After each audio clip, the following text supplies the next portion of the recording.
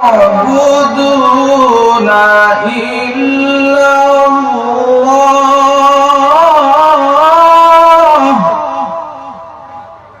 لا تعبدون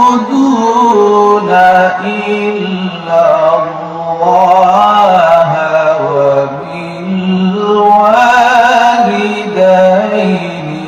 إحسانا وذي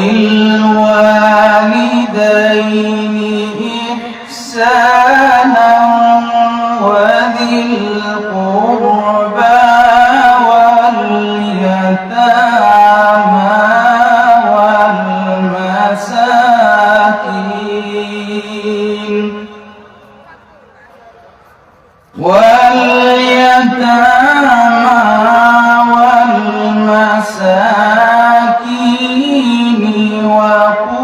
وقولوا للناس حسنا وأقيموا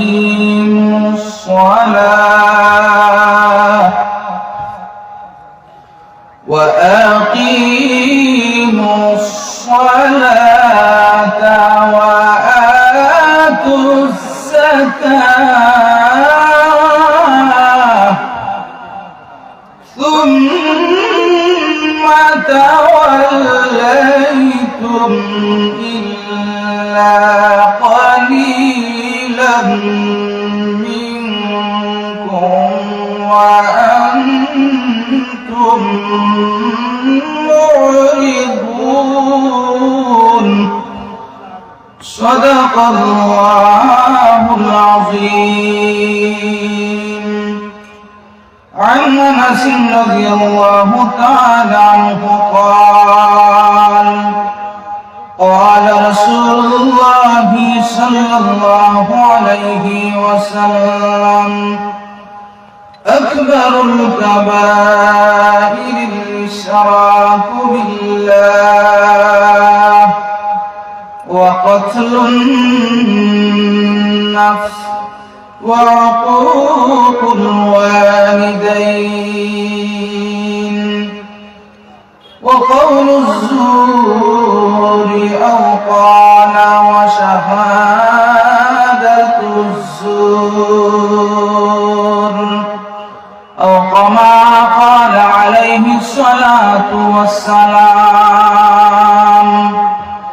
وقال تعالى في شان حبيبه ومحبوبه ومعشوقه مخبرا وآمرا إن الله وملائكته يصلون على النبي يا أيها الذين آمنوا صلوا عليه وسلموا تسليما. اللهم صل على سيدنا مولانا محمد وعلى آل سيدنا مولانا محمد. اللهم صل على سيدنا مولانا محمد وعلى آل سيدنا مولانا মুহাম্মদ। আমরা পাপী গুনাহগার গো,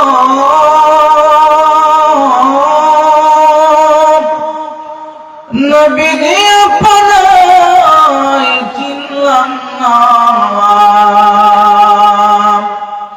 এই কারণে রোজ হাসরে আমার আমাদেরকে ভুলবেন না আল্লাহুম্মা সাল্লি আলা সাইয়্যিদিনা মাওলানা মুহাম্মদ ওয়া আলা আলি সাইয়্যিদিনা মাওলানা মুহাম্মদ লা ইলাহা ইল্লাল্লাহ লা ইলাহা ইল্লাল্লাহ লা ইলাহা ইল্লাল্লাহ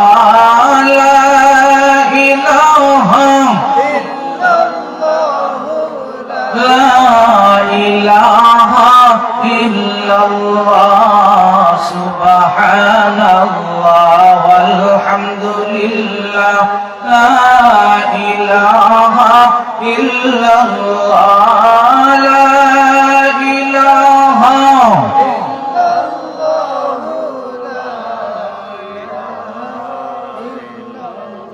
لا إله إلا الله محمد رسول الله صلى الله عليه وسلم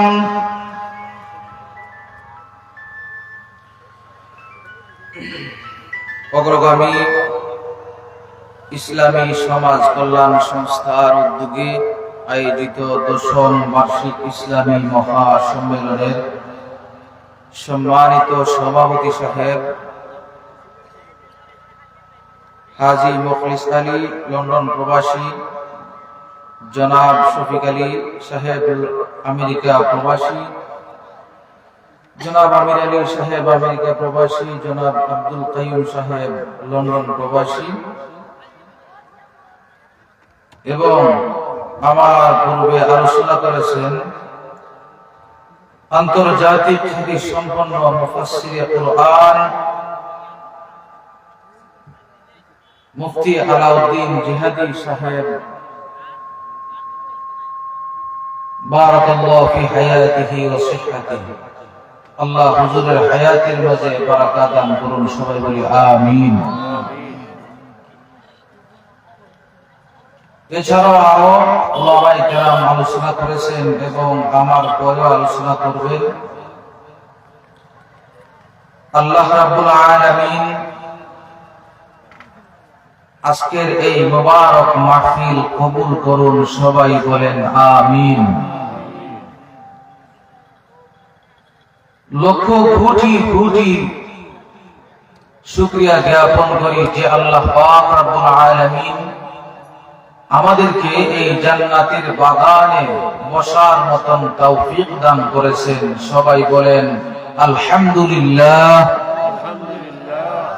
লক্ষ কোটি কোটি গুণ দ্রুত সালাম পেশ করি আপায়ে নামদার তাজদারে মদিনা সাইয়্যিদুল মুরসালিন সাইয়্যিদুস সাকালাইন শাফিউল মুজনাবিন উম্মতের কান্ডারি উম্মতের দরদি নবী মুহাম্মদুর রাসূলুল্লাহ সাল্লাল্লাহু আলাইহি ওয়াসাল্লামের নূরানি খিদমত মুবারকে সবাই বলেন আমিন। আমি একখানা আয়াতে কারিমা তেলাওয়াত করেছি, সূরা বাকারার ৮৩ নম্বর আয়াত। আল্লাহ রাব্বুল আলামিন আমাকে যেন এই আয়াতের উপর আলোচনা করার মতন তৌফিক দান করেন, সবাই বলেন আমিন। আল্লাহ রাব্বুল আলামিন এই আয়াতের মধ্যে বলেন وَإِذْ أَخَذْنَا مِيثَاقَ بَنِي إِسْرَائِيلَ আমি আল্লাহ রাব্বুল আলামিন বনি ইসরাঈলের কাছে অঙ্গীকার নিয়েছিলাম। কি অঙ্গীকার? লা তা'বুদুনা ইল্লাল্লাহ, তোমরা আল্লাহ ব্যতীত আর কারো ইবাদত করিও না। পুরো আয়াতের মধ্যে আল্লাহ রাব্বুল আলামিন ৮টি কর্মসূচি দিয়েছেন। এই আয়াতের মধ্যে ৮টি কর্মসূচি আছে। সর্বপ্রথম যে কর্মসূচি লা তা'বুদুনা ইল্লাল্লাহ, আল্লাহ ছাড়া কারো ইবাদত হবে না, একমাত্র আল্লাহর ইবাদত হবে। এই পৃথিবীর জমিনে আল্লাহ রাব্বুল আলামিন আমাদেরকে পাঠিয়েছেন, বড় সুন্দর করে আল্লাহ রাব্বুল আলামিন আমাদেরকে বানিয়েছেন। আল্লাহ রাব্বুল আলামিন কোরআন শরীফের একখানা সূরা 3 এর মধ্যে আল্লাহ রাব্বুল আলামিন চারটা জিনিসের কসমকে আল্লাহ রাব্বুল আলামিন বলেন। এই চারটা বড় বড় জিনিসের কসম আল্লাহ পেয়েছেন। এক নম্বর সূরা 3 এর মধ্যে বিসমিল্লাহির রাহমানির রাহিম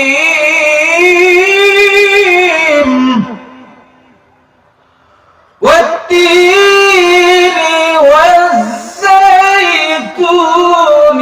وطور سينين وهذا البلد الأمين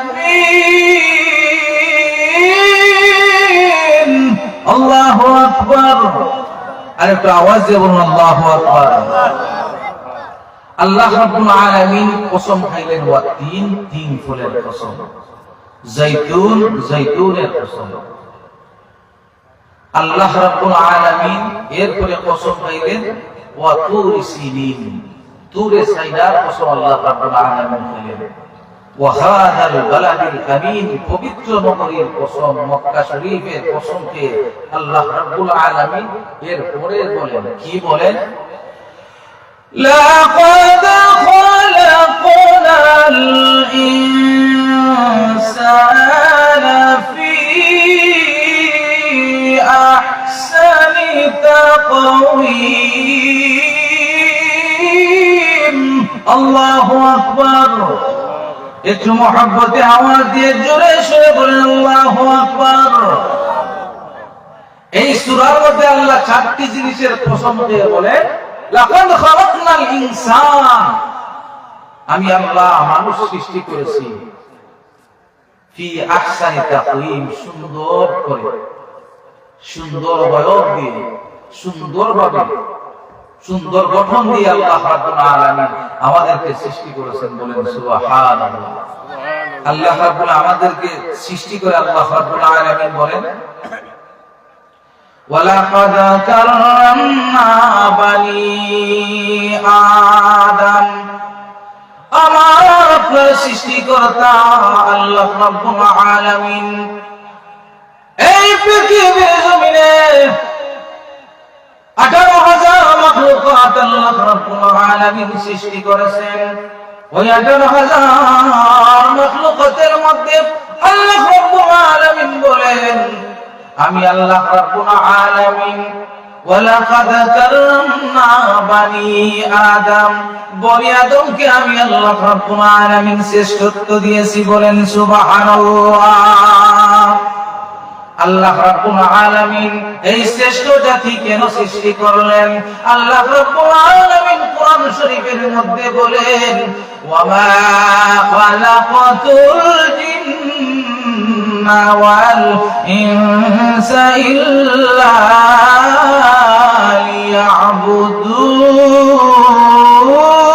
লিয়াবুদুন। আল্লাহু আকবার। আল্লাহ রাব্বুল আলামিন বলেন, আমি আল্লাহ জিন বানাইছি, আমি আল্লাহ মানুষ বানাইছি। জিন বানাইলাম আমি আল্লাহর ইবাদতের জন্য, মানুষ বানাইলাম আমি আল্লাহর ইবাদতের জন্য। সুতরাং মানুষ আল্লাহ বানাইছেন শুধুমাত্র ইবাদতের জন্য। বলেন সুবহানাল্লাহ।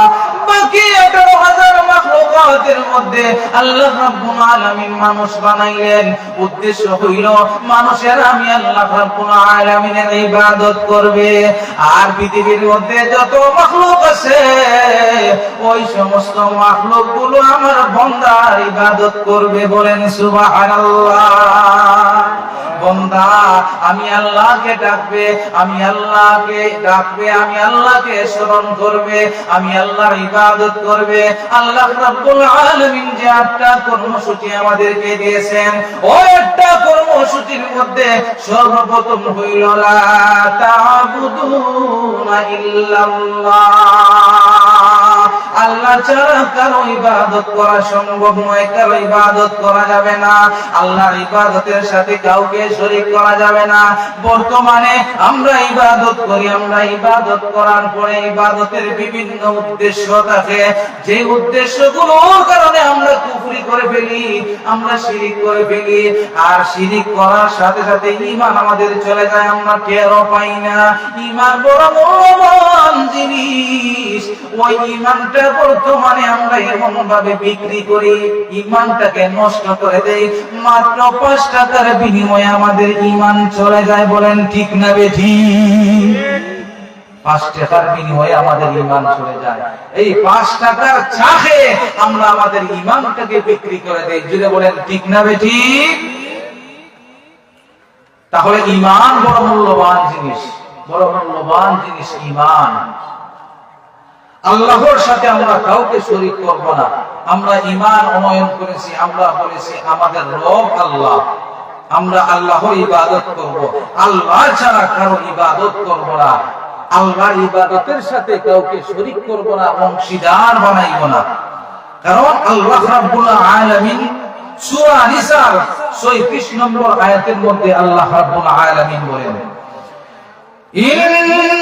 ইন্নাল্লাহা লা ইয়াগফিরু আন ইউশরিকা বিহি ওয়া ইয়াগফিরু মা দুনা যালিকা লিমান ইয়াশা। আল্লাহ রাব্বুল আলামিন সূরা নিসার 36 নম্বর আয়াতের মধ্যে আল্লাহ বলেন, আল্লাহ শিরিক ব্যতীত সমস্ত গুনাহ আল্লাহ চাইলে maaf করতে পারেন, কিন্তু শিরিক এমন একটি গুনাহ যেই গুনার maaf আল্লাহ অত সহজে করবেন না। শিরিকের কোনো maaf নাই। শিরিক এত মারাত্মক একটা জিনিস। শিরিক মানে কি? শিরিক হচ্ছে কোন জিনিসের সাথে কোন জিনিসকে শরীক করা, অংশীদার স্থাপন করা। আল্লাহর সাথে কাউকে অংশীদার স্থাপন করা, রাসূলুল্লাহ সাল্লাল্লাহু আলাইহি ওয়াসাল্লামের সাথে কাউকে অংশীদার সাব্যস্ত করা শিরিক। আমরা আল্লাহর সাথে কাউকে শরীক করব না। আল্লাহ রাব্বুল আলামিন শিরিক ছাড়া সমস্ত গুনাহ আল্লাহ চাইলে maaf করতে পারেন। ওয়া ইয়াগফিরু মা দুনা যালিকা লিমান ইয়াশা। আল্লাহ চাইলে অন্যান্য গুনাহ maaf করতে পারেন, কিন্তু শিরিক maaf করবেন না। আল্লাহ রাব্বুল আলামিন এই পৃথিবীর জমিনে আমাদেরকে বানিয়েছেন, আমাদেরকে পাঠিয়েছেন, উদ্দেশ্য হলো তার ইবাদত করা। ইবাদতের সাথে আমরা আর কাউকে শরীক করব না, আল্লাহ নিষেধ করে দিয়েছেন। আল্লাহ রাব্বুল আলামিন বলেন, ওয়া'বুদুল্লাহা ওয়া লা তুশরিকু বিহি শাইআ। ওয়া'বুদুল্লাহ, তোমরা আল্লাহর ইবাদত করবা, ওয়ালা তুশরিকু বিহি শাইআ, আর তার সাথে তোমরা কাউকে শরীক করবা না, তার সাথে তোমরা কাউকে শরীক করবা না। শিরিক ছাড়া সমস্ত গুনাহ আল্লাহ চাইলে maaf করে দিবেন, কিন্তু শিরিক maaf করবেন না। আল্লাহ রাব্বুল আলামিন শিরিক সম্পর্কে বলেন, শিরিক মহা একটা পাপ। আল্লাহ রাব্বুল আলামিন বলেন, ওয়া মান ইউশরিক বিল্লাহি ফাকাদ ইফতারা ইসমান আযীমা। শিরিক আল্লাহর সাথে শরীক করা মহাপাপ। যে ব্যক্তি শিরিক করবে সে মহাপাপ করবে, মহাপাপী হয়ে যাবে। সুতরাং আল্লাহর সাথে আমরা কাউকে শরীক করব না, একমাত্র আল্লাহর ইবাদত করব, আল্লাহর কাছে চাইব, আল্লাহ ছাড়া কারো কাছে আমরা চাইব না। আল্লাহ রাব্বুল আলামিন আল্লাহর হাবিব মুহাম্মদ সাল্লাল্লাহু আলাইহি ওয়াসাল্লামকে বলেন, বন্ধু আপনি আপনার উম্মতদেরকে জানিয়ে দিন তারা যেন আমি আল্লাহর ইবাদত করে, আমি আল্লাহর ইবাদতের সাথে তারা যেন কাউকে অংশীদার স্থাপন না করে। আল্লাহর ইবাদত করলে দুনিয়াতেও ইজ্জত ওয়ালা হইব, আখিরাতেও ইজ্জত ওয়ালা হইব। আল্লাহর ইবাদত করার প্রয়োজন আমাদের আছে না নাই? আল্লাহ আমাদেরকে বানিয়েছেন উদ্দেশ্য হলো আল্লাহর ইবাদত করা। আর আল্লাহর ইবাদতের সাথে আমরা কাউকে শরীক করব না, কাউকে অংশীদার বানাইব না। আমরা সবাই বলছি আমাদের রব আল্লাহ। আমরা তো কলমা পড়েছি লা ইলাহা ইল্লাল্লাহ মুহাম্মাদুর রাসূলুল্লাহ সাল্লাল্লাহু আলাইহি ওয়াসাল্লাম। সাল্লাল্লাহু আলাইহি ওয়াসাল্লাম। আমরা বলেছি আমাদের আল্লাহ এক। আল্লাহ রাব্বুল আলামিন বলেন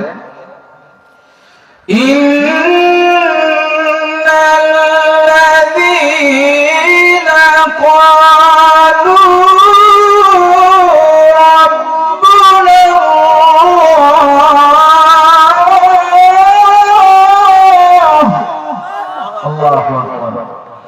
আল্লাহ রাব্বুল আলামিন বলেন ইন্নাল্লাযীনা ক্বালু রাব্বুনাল্লাহ, যারা বলেছে আমাদের রব আল্লাহ, সুম্মা ইসতাকামু অবিচল থেকেছে, কঠোর থেকেছে, বলেছে আমাদের রব আল্লাহ। আল্লাহ বলার পরে আল্লাহর ইবাদত করেছে। আল্লাহর প্রত্যেকটা হুকুম, প্রত্যেকটা আহকাম, হালাল হারাম, প্রত্যেকটা রুকন যথারীতি আদায় করেছে। আল্লাহ রাব্বুল আলামিন বলেন ফালা খাউফুন আলাইহিম ওয়ালা হুম ইয়াহজানুন। যারা বলেছে আমাদের রব আল্লাহ, তাদের কোনো চিন্তা নাই, কোনো ভয় নাই। আল্লাহ বলিয়া স্বীকার করছে, স্বীকার করার পরে অবিচল অটল থেকেছে, তাদের কোনো চিন্তা নাই, কোনো ভয়ও নাই। অন্য আরেকটা আয়াতের মধ্যে আল্লাহ রাব্বুল আলামিন বলেন ইন্নাল্লাযীনা ক্বালু রাব্বুনাল্লাহু সুম্মা ইসতাকামু তাতানাজ্জালু আলাইহিমুল মালাইকাতু আল্লা তাখাফু ওয়ালা তাহজানু ওয়া আবশিরু বিল জান্নাতিল্লাতী কুনতুম তুআদুন। আল্লাহু আকবার। আল্লাহ রাব্বুল আলামিন বলেন যারা আমি আল্লাহকে আল্লাহ বলিয়া স্বীকার করছে, এক আল্লাহ হিসেবে মানছে, মানার পরে আমি আল্লাহকে বলছে আমি আল্লাহ এক, তারা মুখের মধ্যে বলছে আল্লাহ এক, অন্তরের ভিতরে বলছে আল্লাহ এক, এক বলার পরে ওই কথার উপর অবিচল থেকেছে, অটল থেকেছে। আল্লাহ রাব্বুল আলামিন বলে যারা আমার কথার উপর অবিচল থেকেছে, অটল থেকেছে, তাদের কোনো চিন্তা নাই, কোনো ভয় নাই। তাদের কাছে আমি আল্লাহ ফেরেশতা পাঠাইয়া দিব, ফেরেশতা পাঠাইয়া ফেরেশতারা সুসংবাদ দিবে ওয়া আবশিরু বিল জান্নাহ, জান্নাতের সুসংবাদ দিবে ওয়া আবশিরু বিল জান্নাতিল্লাতী কুনতুম তুআদুন। ফেরেশতারা জান্নাতের সুসংবাদ দিবে। আল্লাহ রাব্বুল আলামিনের বান্দারা আল্লাহরে আল্লাহ বলে স্বীকার করবে। আমরা আল্লাহকে আল্লাহ বলে স্বীকার করছি, এই কথার উপর অটল থেকেছি, অবিচল থেকেছি। আমাদের দৃঢ় বিশ্বাস আল্লাহ রাব্বুল আলামিন আমাদেরকে ফেরেশতার মাধ্যমে সাহায্য করবেন, ফেরেশতার মাধ্যমে আল্লাহ সাহায্য করবেন, এই বিশ্বাস আমাদের আছে না নাই? আল্লাহ সাহায্য করবেন। তাফসীরে আহকামুল কুরআন আল্লামা কুরতুবী রাহমাতুল্লাহি আলাইহি তিনি লিখেছেন, একটা ঘটনা তিনি উল্লেখ করেছেন। ওই ঘটনার মধ্যে তিনি বলেছেন আল্লাহ হলেন শ্রেষ্ঠ অভিভাবক, হুয়া মাওলাকুম ফানি'মাল মাওলা ওয়া নি'মান নাসীর। জুড়ে বলুন আল্লাহু আকবার। আল্লাহ হলেন শ্রেষ্ঠ অভিভাবক। আল্লাহ ছাড়া কোন শ্রেষ্ঠ অভিভাবক আমাদের নাই। বিপদের মধ্যে পড়ার পরে আমরা আল্লাহকে ডাক দিয়ে বলি, ও আল্লাহ, এমন বিপদের মধ্যে পড়লাম, এই বিপদ থেকে উদ্ধার করার কেউ নাই। আল্লাহ, তুমি ছাড়া বিপদ থেকে আমাদেরকে কেউ উদ্ধার করতে পারবে না। যদি বলেন ঠিক না বেটি? আমরা বিপদের মধ্যে বললে আমরা আল্লাহকে ডাক দেই। আল্লাহ রাব্বুল আলামিন আমাদেরকে বলেন, বান্দারা রে, ও আমার বান্দারা, ও মাওলাকুম ফানি'মাল মাওলা ওয়া নি'মান নাসির। আল্লাহ রাব্বুল আলামিন শ্রেষ্ঠ অভিভাবক, আল্লাহর চাইতে শ্রেষ্ঠ কোন অভিভাবক নাই। আল্লাহ রাব্বুল আলামিনের বান্দা হযরতে আল্লামা কুতুবী রাহমাতুল্লাহি আলাইহি একটা ঘটনা উল্লেখ করেছেন, সুন্দর একটা ঘটনা বলছেন। ইয়ামান দেশের মধ্যে আল্লাহর একজন বান্দা বসবাস করতেন পাহাড়ের উঁচুর মধ্যে। আল্লাহর বান্দার পিঠা বাড়ি ছিল না, নিজস্ব কোনো ঘর ছিল না। পাহাড়ের উঁচার মধ্যে একটা কুঁড়ে ঘর বানাইয়া ওই কুঁড়ে ঘরের মধ্যে আল্লাহর বান্দা বসবাস করতেন। দিন আনতেন, দিন খাইতেন। যখন খাবার ফুরিয়ে যাইত, আল্লাহর বান্দা চলে যাইতেন পাহাড়ের মধ্যে। পাহাড়ের ভিতরে যাইয়া আল্লাহর বান্দা গাছ কাটিয়া বাজারের মধ্যে ওই গাছগুলো আল্লাহর বান্দা বিক্রি করতেন। ওই গাছগুলো বিক্রি করিয়া যে টাকা পাইতেন, যে পয়সা পাইতেন, ওই পয়সা বাড়ির মধ্যে আনিয়া, ঘরের মধ্যে আনিয়া সন্তান দুইটারে খাওয়াইতেন, স্ত্রীকে খাওয়াইতেন। আল্লাহর বান্দার মাত্র দুইটা ছেলে সন্তান ছিল, দুই ছেলে সন্তান। আল্লাহর বান্দা একদিন রাত্রে বেলা ঘুমিয়ে গেছেন। ঘুমানোর সময় আল্লাহর বান্দা হঠাৎ করে ঘুম থেকে ঘুম ভেঙে গেল। স্ত্রীকে ডাক দিয়ে বলেন, আমার পরের স্ত্রী, আমি ঘুমের মধ্যে একটা স্বপ্ন দেখেছি। এই স্বপ্ন দেখিয়ে আমার অন্তরের ভিতরে বই সৃষ্টি হয়ে গেছে।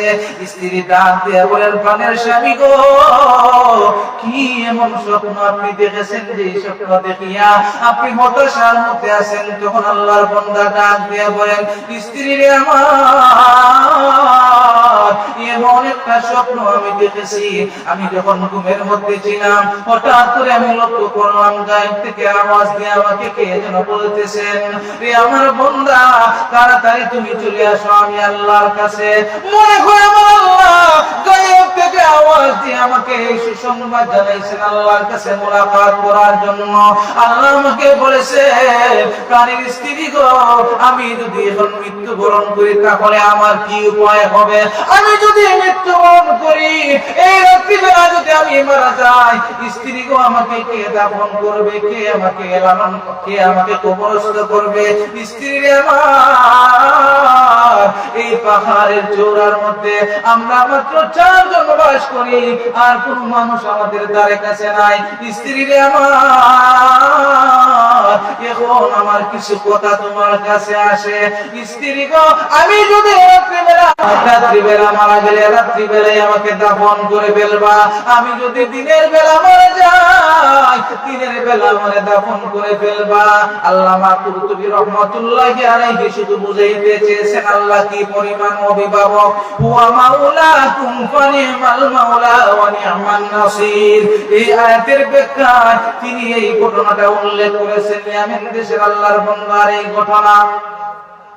আল্লাহর বান্দা স্ত্রীকে যখন বললেন, স্ত্রী গো আমার, রাত্রিবেলা যদি আমার ইন্তেকাল হয়ে যায়, রাত্রিবেলা আমাকে দাফন করে ফেলবা। দিনের বেলায় যদি আমার ইন্তেকাল হয়, দিনের বেলায় আমার দাফন করে ফেলবা।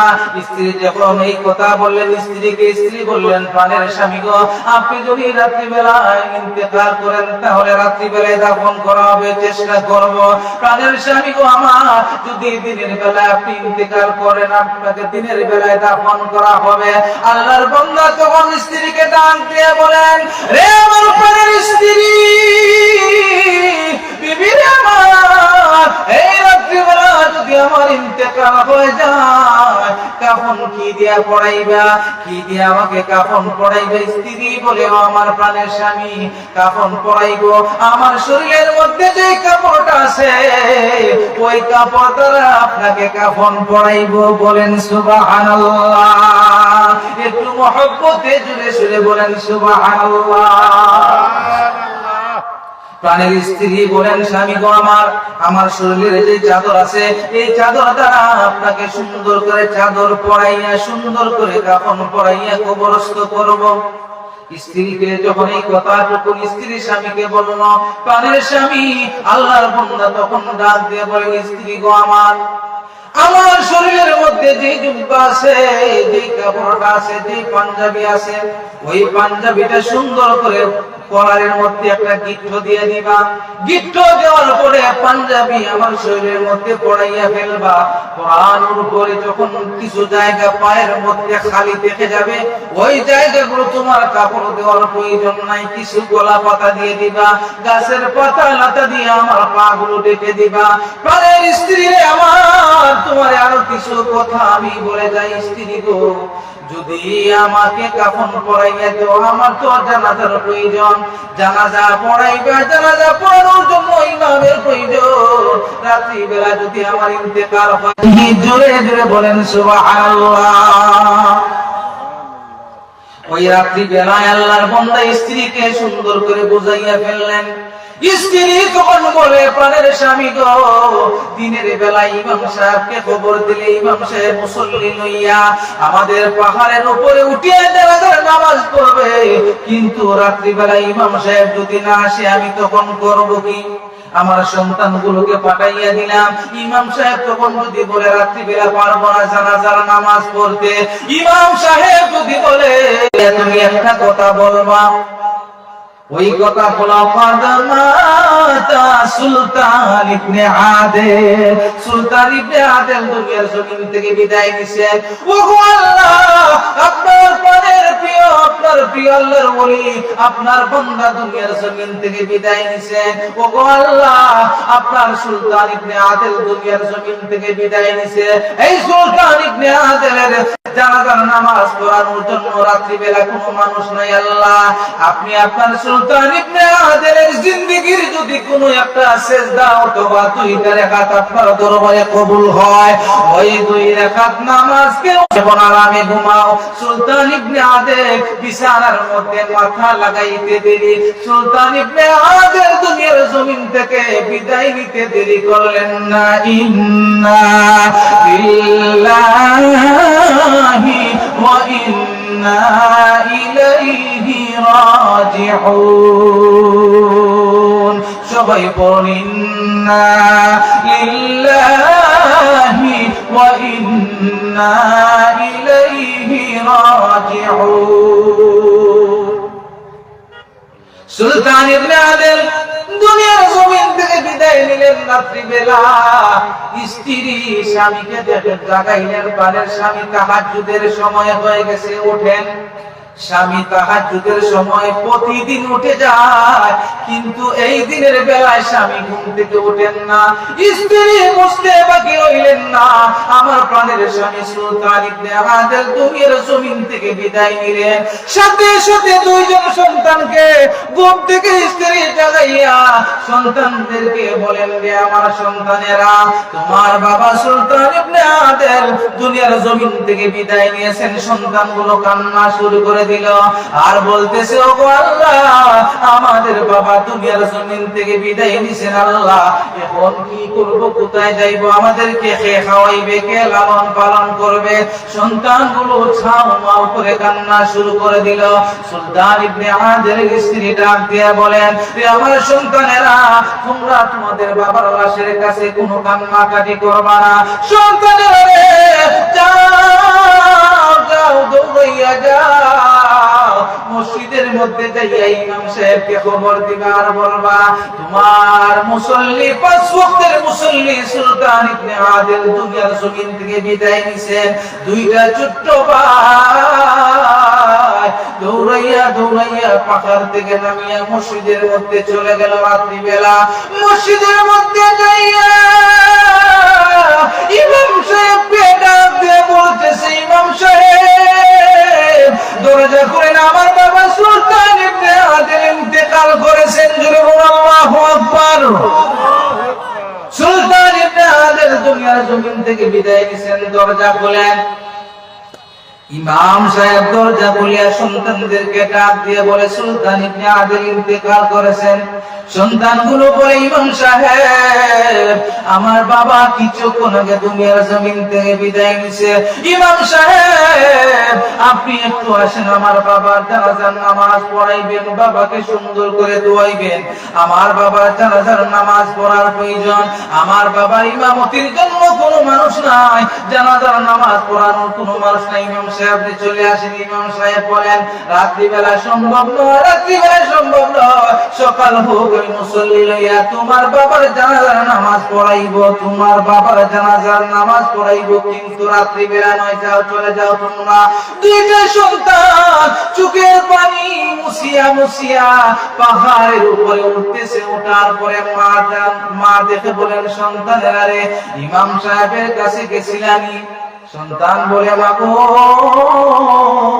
ইমাম সাহেবের কাছে যাই আমরা বলছিলাম বাবা মারা গেছেন, কিন্তু ইমাম সাহেব বলে দিয়েছেন স্পষ্ট কথা, রাত্রিবেলা তিনি আসতে পারবেন না, দিনের বেলা তিনি আসবেন, আসিয়া বাবার জানাজার নামাজ পড়াইবেন, মুসল্লিদেরকে নিয়ে আসবেন।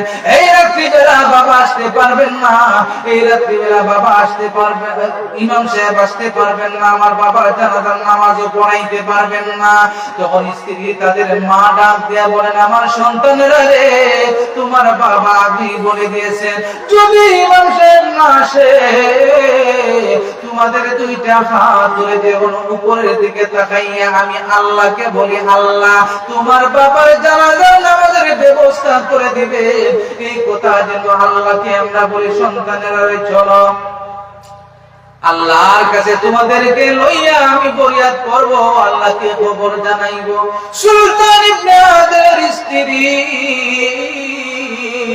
দুইটা হাত ধরিয়া দুইটা সন্তানের দুইটা হাত ধরিয়া দুই হাত উপরের দিকে তুললেন, দুই হাত উপরের দিকে তুলিয়া আওয়াজ দিলেন আর বললেন, কদ মাতা সুলতান ইবনে আদিল।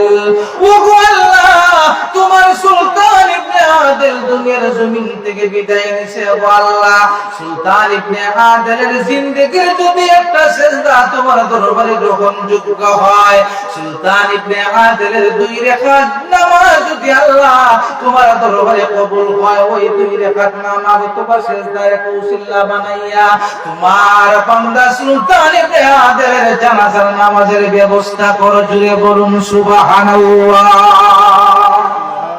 সাথে সাথে আমার আল্লাহ ইলহামের মাধ্যমে আল্লাহর বুজুর্গ জুনায়েদ বাগদাদী রাহমাতুল্লাহি আলাইহিকে জানাইয়া দিলেন, জুনায়েদ রে, আমার একজন বান্দা ইয়েমেন দেশে পাহাড়ের চূড়ায় আমার বান্দা থাকে, আমার ওই বান্দার নাম সুলতান ইবনে আদিল। আমার বান্দা দুনিয়ার জমিন থেকে বিদায় নিছে। রে জুনায়েদ, তুমি যেখানে থাকো না কেন দৌড়াইয়া আমার বান্দার জানাজার নামাজের ব্যবস্থা তুমি করবা, দিন যেন না হয়।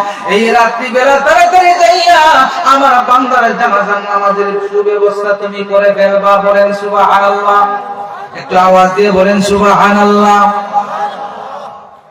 জুনায়েদ বাগদাদী রাহমাতুল্লাহি আলাইহি আল্লাহকে ডাক দিয়ে বলেন, আল্লাহ ফেরেশতার মাধ্যমে পাঠাইয়া জুনায়েদ বাগদাদীকে যখন খবর পৌঁছালেন, জুনায়েদ বাগদাদী বলেন, আমি যেখানে বর্তমানে বসবাস করতেছি এখান থেকে ইয়েমেন প্রায় 250 মাইল দূর।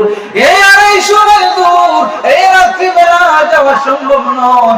এই 250 মাইল দূর অথবা 2500 মাইল দূর, এত দূর যাওয়া আমার পক্ষে সম্ভব না। আমি কেমনে যাব?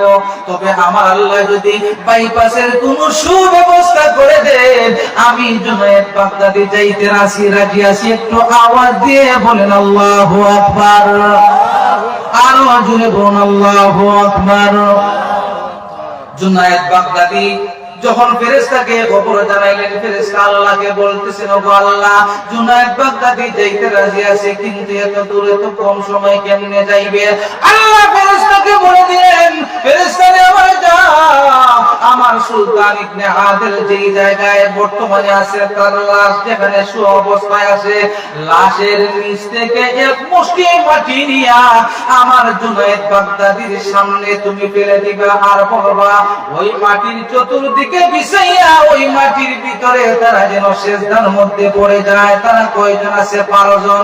সুলতান ইবনে আদিলের জানাজার নামাজ পড়বে জুনায়েদ বাগদাদি সহ ওনার সকল সঙ্গী সাথী সহ প্রায় 13 জন, 313 জন। জুনায়েদ বাগদাদি রাহমাতুল্লাহি আলাইহির কাছে ফেরেশতা যখন এই মাটি নিয়ে আসলেন, মাটি নিয়ে আসার পরে জুনায়েদ বাগদাদি মাটি হাতের মধ্যে লইয়া চতুর্দিকে ছিটাইয়া সাথী সঙ্গীদেরকে বলেন, এ আমার সাথী সঙ্গীরা, আল্লাহর এক মকবুল বান্দার জানাজার নামাজ আমরা পড়ব, সবাই সেজদার মধ্যে পড়ে যাও। আমার আল্লাহ কুদরতের মাধ্যমে আমাদেরকে ওই ইয়ামেন দেশে পৌঁছাইবেন। সাথে সাথে জুনায়েদ বাগদাদি সহ ওনার যে 12 জন সকল সঙ্গী ছিলেন, 12 জন সকল সঙ্গী সেজদার মধ্যে পড়ে গেলেন। সুবহান রাব্বিয়াল আলা 3 বার পড়তে যে সময় লাগে, ওই সময়ের ভিতরে আমার আল্লাহ সুলতান ইবনে আদিল যেখানে বাস করতেছেন ইয়েমেন দেশে আমার আল্লাহ পৌঁছাইয়া দিয়েছেন। বলেন সুবহানাল্লাহ। একটু আওয়াজ দিয়ে মুহাব্বতে জুড়ে সুরে বলেন সুবহানাল্লাহ। আল্লাহ রাব্বুল আলামিন জুনায়েদ বাগদাদি রাহমাতুল্লাহি আলাইহি কে পৌঁছাইয়া দিয়েছেন ইয়েমেন দেশে। জুনায়েদ বাগদাদি রাহমাতুল্লাহি আলাইহি ইয়েমেন দেশে পৌঁছার পরে তিনি ভাবলেন সুলতান ইবনে আদিল কোন পাহাড়ের মধ্যে আছে। খুঁজতে খুঁজতে মত অবস্থায় একটা পাহাড় দেখলেন। ওই পাহাড়ের উপর থেকে আল্লাহর কুদরতি নূরের আলো শুধু ঝলকাইতেছে। বলেন সুবহানাল্লাহ। সুলতান ইবনে আদিল বুঝতে বাকি রইলেন না ওইটাই সুলতান ইবনে আদিলের লাশ হবে। ওইখানে সুলতান ইবনে আদিল আছে। জুনায়েদ বাগদাদি ওই পাহাড়ের উপরে উঠবেন নিয়ত করছেন। সফর সঙ্গীরা বলতেছেন, ও আল্লাহর ওলি, ও আল্লাহর ওলি জুনায়েদ বাগদাদি গো, এই পাহাড়ের উপরে কেমনে উঠবা, কিভাবে উঠবা, কোনো বাতিল ব্যবস্থা নাই। ওই সময় জুনায়েদ বাগদাদি বলের সামনে আগা আমার আল্লাহ কুদরতের মাধ্যমে লাইটের ব্যবস্থা করে দিবেন। সুবহানাল্লাহ। আল্লাহ লাইটের ব্যবস্থা করে দিয়েছেন।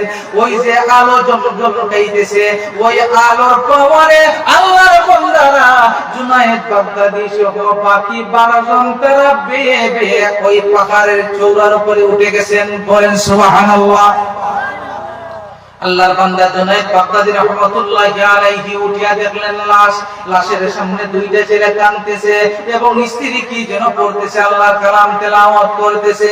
ওই সময় জুনায়েদ বাগদাদি রাহমাতুল্লাহি আলাইহি ডাক দিয়ে বলেন, মাগো তোমার পরিচয় কি? আর ওই লাশটা সুলতান ইবনে আদিলের লাশ নাকি? স্ত্রী ডাক দিয়ে বলেন, আমি ওনার প্রাণের স্ত্রী। আর ওই লাশটাই হচ্ছে সুলতান ইবনে আদিলের লাশ। ওই লাশটাই হচ্ছে সুলতান ইবনে আদিলের লাশ। ওই সময় জুনায়েদ বাগদাদি রাহমাতুল্লাহি আলাইহি বলেন, আমার আল্লাহ আমারে পাঠাইছেন তোমার প্রাণের স্বামী সুলতান ইবনে আদিলের জানাজার নামাজের ব্যবস্থা করার জন্য। সুবহানাল্লাহ। একটু মহব্বতে আওয়াজ দিয়ে বলেন সুবহানাল্লাহ। আল্লাহ হলেন উত্তম অভিভাবক। সুতরাং আল্লাহ যেহেতু অভিভাবক, ওই আল্লাহর ইবাদত করার প্রয়োজন আছে না নাই? ওই আল্লাহর সাথে কাউকে শরীক করা যাবে না। আল্লাহর সাথে কাউকে শরীক করা যাবে না। ওয়ালা তুশরিকু বিহি শাইআ, আল্লাহর সাথে কাউকে শরীক করা যাবে না। সুলতান ইবনে আদিলের জানাজার নামাজের ব্যবস্থা হয়ে যাবে। জুনায়েদ বাগদাদি রাহমাতুল্লাহি আলাইহি সহ বাকি 12 জন সফর সঙ্গী তারা বলতেছেন, ও আল্লাহর বান্দা, আল্লাহর ওলি জুনায়েদ বাগদাদি, আপনার ওই আল্লাহর ওই ভাইয়ের বান্দার জানাজার নামাজ পড়াইতে হলে কাফনের প্রয়োজন। আমাদের মাথার পাগড়ি দ্বারা কাফন পরাইয়া দেন। ওই সময় কাপড় খুলিয়া সুন্দর করে মাথার পাগড়ি দ্বারা কাফন সুন্দর করে পরাইয়া দেওয়া হলো। কাফন পরার পরে জানাজার নামাজের ব্যবস্থা করে দেওয়া হবে। ওই সময় সুলতান ইবনে আদিলের জানাজার নামাজ পড়া হবে। জুনায়েদ বাগদাদি বলেন, হে আমার সফর সঙ্গী 12 জন, তোমরা 6 জন তো দৌড়াইয়া যাও, 6 জন যাইয়া সুন্দর কবর খনন করো, বাকি যে 6 জন আছে জানাজার নামাজের ব্যবস্থা করো, সুন্দর করে ধুইয়া ফেলো, সুন্দর করে ধুইয়া কাফন পরাইয়া জানাজার নামাজের ব্যবস্থা করো। 6 জন যাইয়া কবর খনন করলেন। কবর খনন করার পরে যখন জানাজা পড়বেন, ওই সময় আল্লাহর বান্দা 12 জন হইয়া 12 জন হলো মুসল্লি, আর একজন হলেন ইমাম, তিনি হলেন কে? জুনায়েদ বাগদাদী রাহমাতুল্লাহি আলাইহি। ইমামতির মুসল্লার মধ্যে জুনায়েদ বাগদাদী রাহমাতুল্লাহি আলাইহি চলে যাবেন।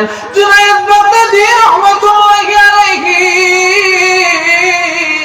যখন ইমামের মুসল্লায় চলে গেলেন, জানাজার নামাজের ইমামতি পড়াইবেন, হঠাৎ করে কে যেন আসে উপস্থিত হয়ে গেছে।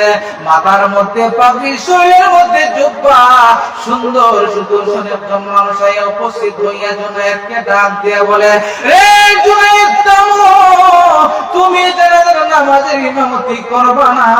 জানাজার নামাজের ইমামতি করানোর জন্য আমার আল্লাহ আমারে পাঠাইয়া দিয়েছেন। বলেন সুবহানাল্লাহ। জুনায়েদ বাগদাদী বলেন, আচ্ছা সমস্যা নাই। আল্লাহর বান্দা আসিয়া ব্যাগ একটা হাতের মধ্যে ছিল, ব্যাগ থেকে এক টুকরা কাপড় বাহির করলেন। ওই কাপড় বাহির করিয়া জুনায়েদ বাগদাদীকে ডাক দিয়ে বলেন, জুনায়েদ রে, এই যে কাপড় দেখতেছে এটা হলো কাপড়ের কাপড়, এই কাপড়ের কাপড় সুন্দর করে বিছাইয়া দাও, সুন্দর করে পরাইয়া দাও সুলতান ইবনে আদেলকে।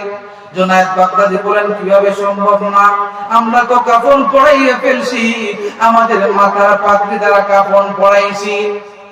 ওই সময় আল্লাহর বান্দা ডাক দিয়ে বলেন, জুনায়েদ রে, তোমরা যে পাগড়ি দ্বারা কাফন পরাইছো, ওই কাফনের চাইতে শ্রেষ্ঠ কাফন আমার আল্লাহ পাঠাইয়া দিয়েছেন মাপ মতো। বলেন সুবহানাল্লাহ।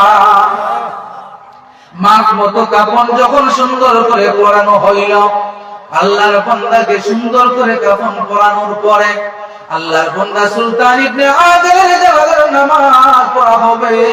ওই সময় জানাজার নামাজের ইমামতির মধ্যে আল্লাহর বান্দা চলে গেলেন। প্রথম তাকবীর দিলেন, এত উচ্চ কণ্ঠে তাকবীর দিলেন।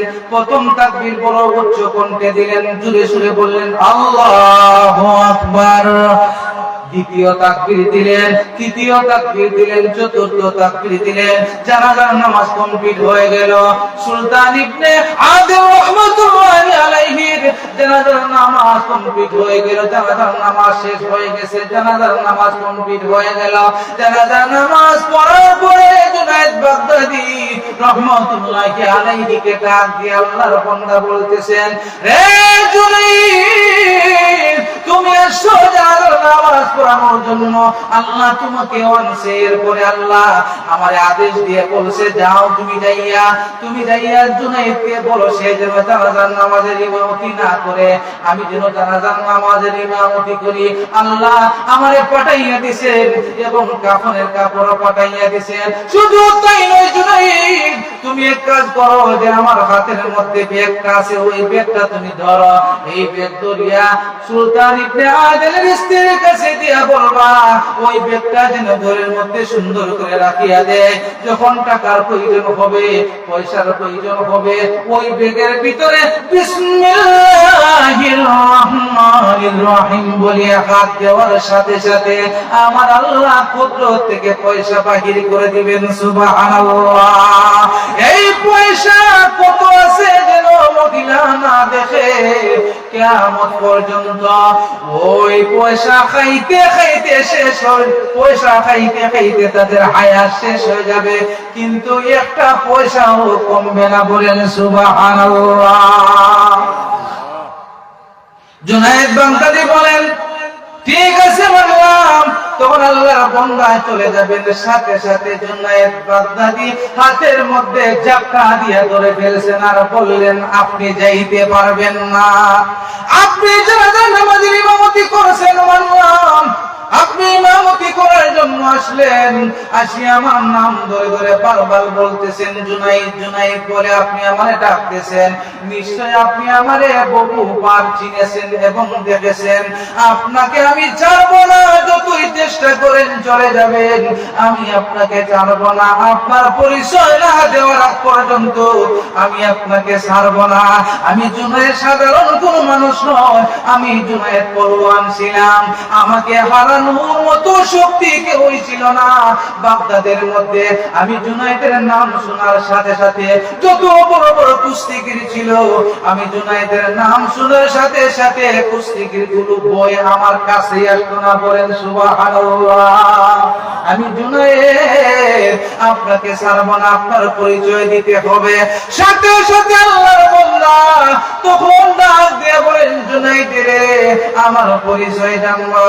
আমার প্রয়োজন হইল হযরতে খাদির আলাইহিস সালাম। বলেন সুবহানাল্লাহ। আমি বললাম আল্লাহর ওলি হযরতে খিজির আলাইহিস সালাম। আমাকে আল্লাহ রাব্বুল আলামিন পাঠাইছেন জানাজার নামাজের ইমামতি করার জন্য, এবং কাফন পাঠাইছেন, টাকাও পাঠাইছেন। আল্লাহ রাব্বুল আলামিন আমারে পাঠাইছেন জানাজার নামাজের ইমামতি করিয়া সুন্দর করে তাকে যেন দাফন কাফন করি। ও জুনাইদ, যাও যাও সুন্দর করে মহিলার কাছে সমস্ত কিছু বুঝাইয়া দাও।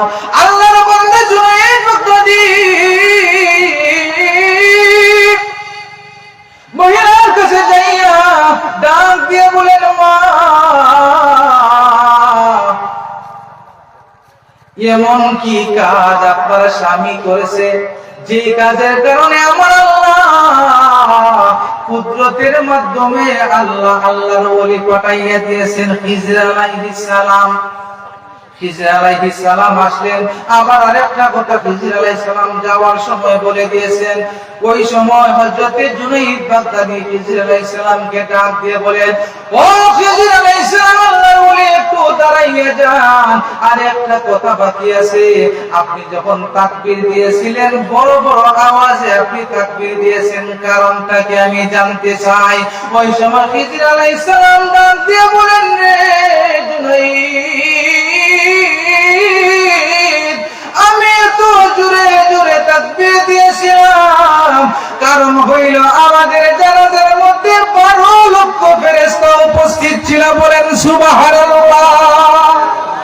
1 লক্ষ 2 লক্ষ নয়, 12 লক্ষ ফেরেশতা আমার আল্লাহ পাঠাইয়া জানাজার নামাজে শরীক করাইছে। 12 লক্ষ ফেরেশতা জানাজার নামাজের মধ্যে ছিল। এজন্য আমি খিজির আলাইহিস সালাম যখন আমি তাকবীর দিয়েছিলাম, বড় আওয়াজে দিয়েছিলাম, যাতে করে সমস্ত ফেরেশতাগুলো আওয়াজ শুনতে পারে।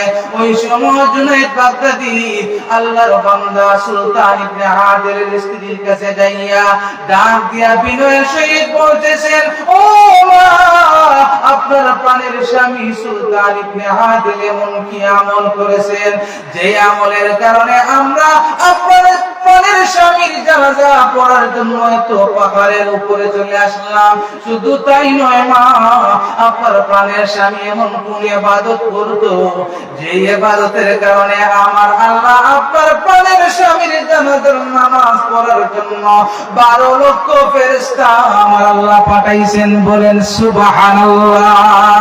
সাথে সাথে আল্লাহর বান্দী ডাক দিয়ে বলেন, রে জুনাইদ,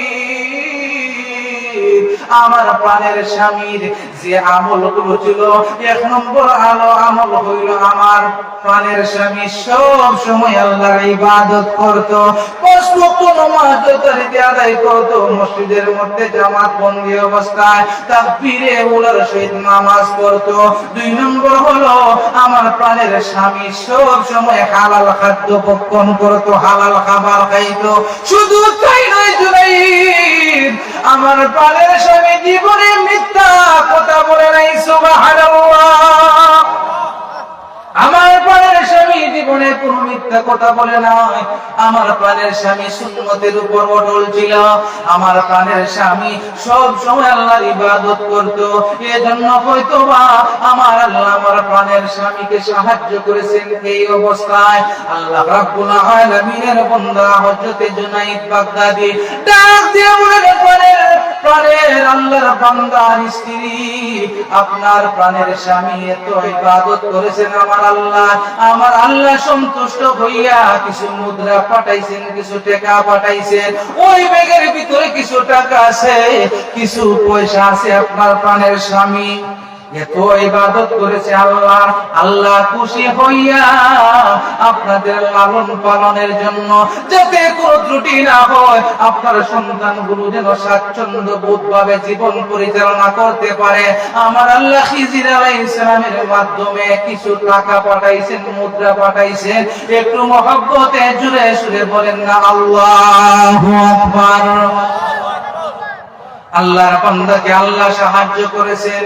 শুধু তাই নয়, আমার আল্লাহ রাব্বুল আলামিন কুরআন শরীফের মধ্যে বলেন, ইন্নাল্লাযীনা ক্বালু রাব্বুনাল্লাহ সুম্মা ইসতাকামু তাতানাজ্জালু আলাইহিমুল মালাইকাতু আল্লা তাখাফু ওয়া লা তাহজানু ওয়া আবশিরু বিল জান্নাতিল্লাতী কুনতুম তুআদুন। আল্লাহু আকবার। যারা বলবে আল্লাহ এক এক বলার পরে এই কথার উপর অটল থাকবে, অবিচল থাকবে, মৃত্যুর সময় আল্লাহ রাব্বুল আলামিন ফেরেশতা পাঠাইয়া দিবেন। ফেরেশতার ডিউটি হইল আল্লাহর বান্দাকে সুসংবাদ জানাইয়া বলবে, সুসংবাদ জানাইবে আর বলবে কোনো চিন্তা নাই, কোনো ভয় নাই, আল্লাহর বান্দার মৃত্যু হয়ে যাবে আল্লাহর ইবাদত করার কারণে। আল্লাহর বান্দার মৃত্যু হবে, মৃত্যু হতে দেরি আল্লাহ রাব্বুল আলামিন আল্লাহর বান্দারে জান্নাতি পেয়ালা পানি পান করাইতে দেরি করবেন না। সুবহানাল্লাহ। সুতরাং আল্লাহ যে 8টা কর্মসূচি আমাদেরকে দিয়েছেন, 1 নম্বর কর্মসূচির নাম লা তা'বুদু ইল্লাল্লাহ, আল্লাহর সাথে কাউকে শরীক করব না, আল্লাহর ইবাদত করব। আল্লাহর ইবাদত ছাড়া কারো ইবাদত করা যাবে না। আল্লাহ ছাড়া কারো ইবাদত হবে না। ইবাদত হবে কার? সৃষ্টি করেছেন কে? আমাদের খালিক কে? আওয়াজ দিয়ে বলেন কে? আমাদের মালিক কে? আল্লাহ। আমাদের ভালোবাসার জায়গা হইল আল্লাহ, আমাদের সবচাইতে প্রিয় হলো আল্লাহ। আল্লাহ ছাড়া এই পৃথিবীর জমিনে আমাদের প্রিয় আর কেউ নাই। সুতরাং আল্লাহর প্রেম, আল্লাহর ভালোবাসা আমাদের অন্তরের ভিতরে রাখার প্রয়োজন আছে না নাই? এজন্য আল্লাহকে বলতে হবে, হৃদয়ে জোরে তোমারই প্রেম দাও প্রভু আমারে, হৃদয়ে জোরে তোমারই প্রেম দাও প্রভু আমারে।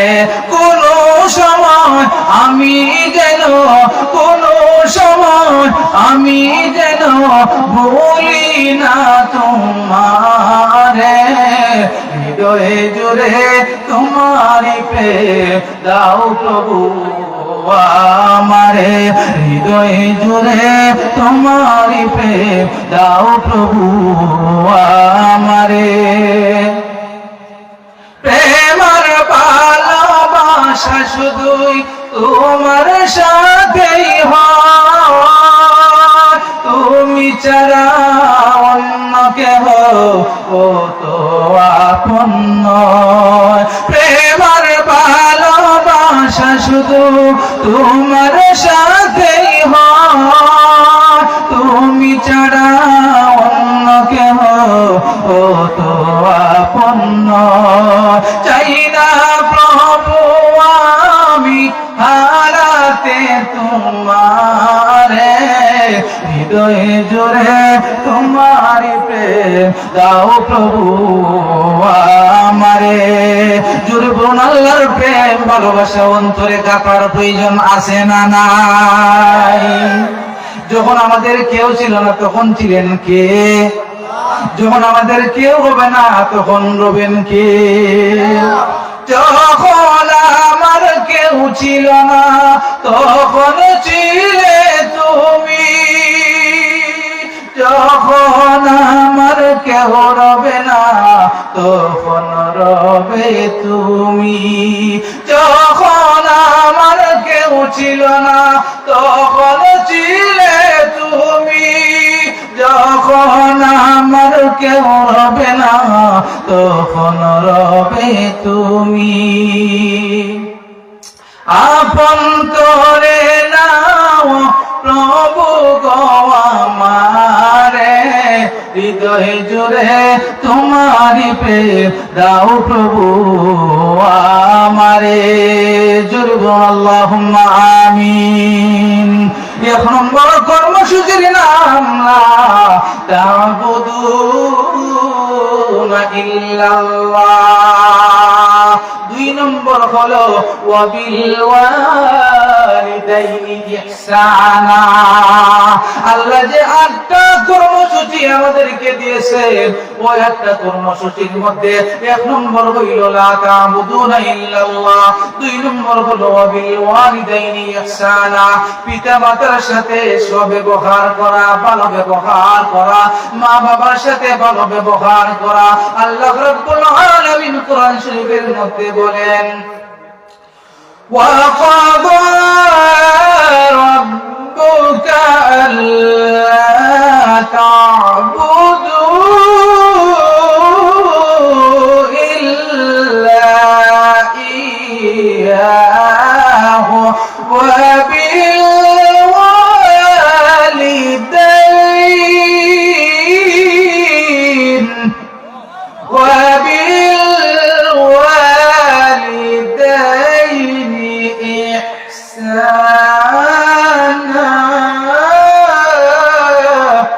আল্লাহ রাব্বুল আলামিন বলেন, ওয়া ক্বাদা রাব্বুকা আল্লা তা'বুদু ইল্লা ইয়্যাহু।